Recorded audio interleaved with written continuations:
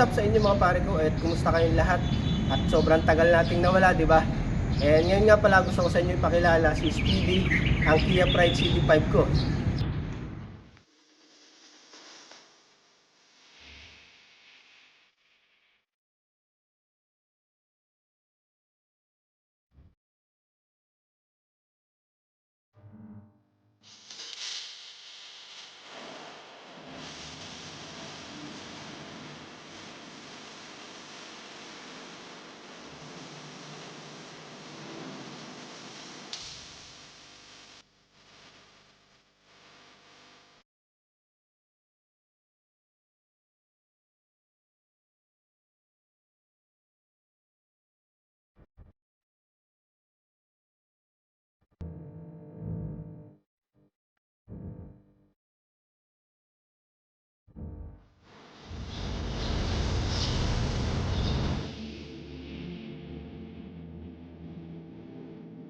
What's up mga pare ko? Ayun, bagong lahat. Gusto ko nga pala sabihin sa inyo na bakit ito nga pala yung kinuha kong sasakyan.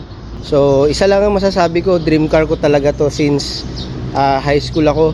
Una ko itong nakita, nagustuhan ko na agad. Kaya ngayon, gusto ko itong review at ipakilala lang sa inyo. Ito nga pala si Speedy.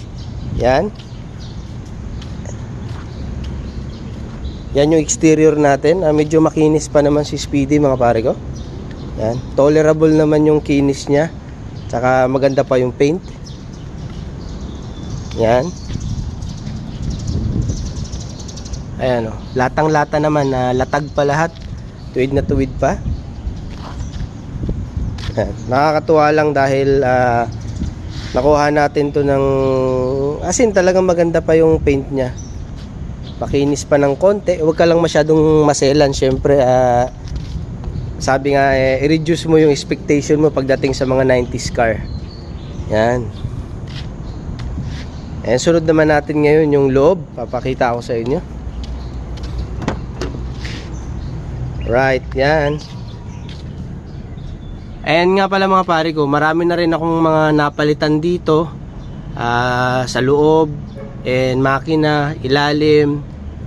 Siguro gagawin ko na lang ng panibagong video yun para naman maisa-isa ko sa inyo yung mga napalitan ko na dito. Tsaka ayun nga pala, shoutout nga pala sa BBRC. Binigay ito ng kumpare ko na member dito. Yun, shoutout sa inyo. Ayan.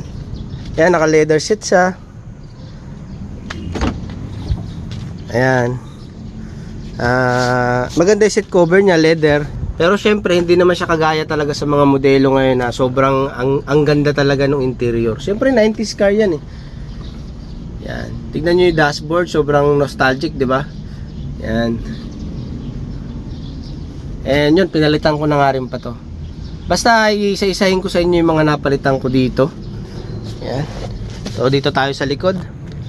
At ito nga pala, kung mapapansin nyo, hindi naman to power window, all manual to. Yan. So may mga window riser siya.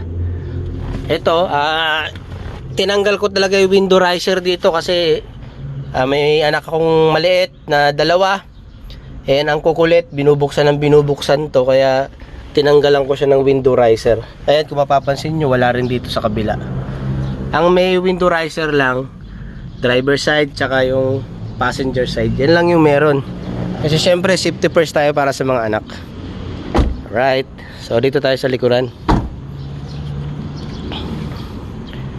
Ayan yung trunk natin. So naka sound setup nga rin pala to. Meron lang ako ditong subwoofer na 6.5 inches. Para syempre lumalagabog bug. Ayan. Sobrang simpleng sasakyan lang. Ayan.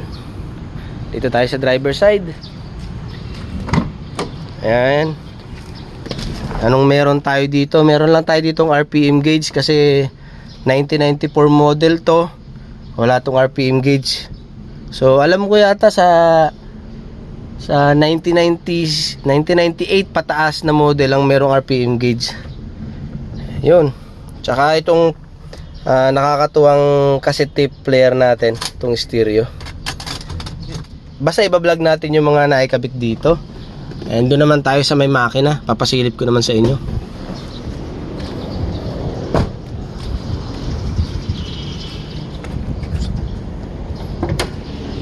Ayan, yung engine bay natin. So, syempre, 90s car to, kaya medyo may mga dumi pa na hindi pa natatanggal. Hindi ko pa talaga to na engine detailing.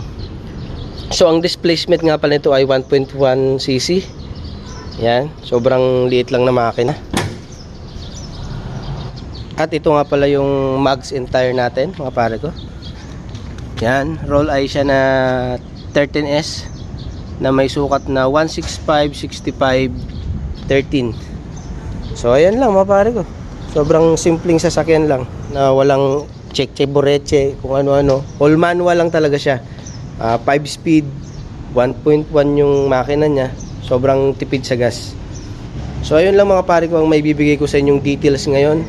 And yun, abangan nyo yung iba pang vlogs natin para dito kay Speedy. Marami pa tayong iba vlog dito sa sasakyan na to. Marami pa ako ikakabit sa sasakyan na to. At marami pa tayong imomodify dyan. So yun, please subscribe lang sa channel para sa update nung sasakyan na to mga pare ko. So yun, maraming salamat sa panonood.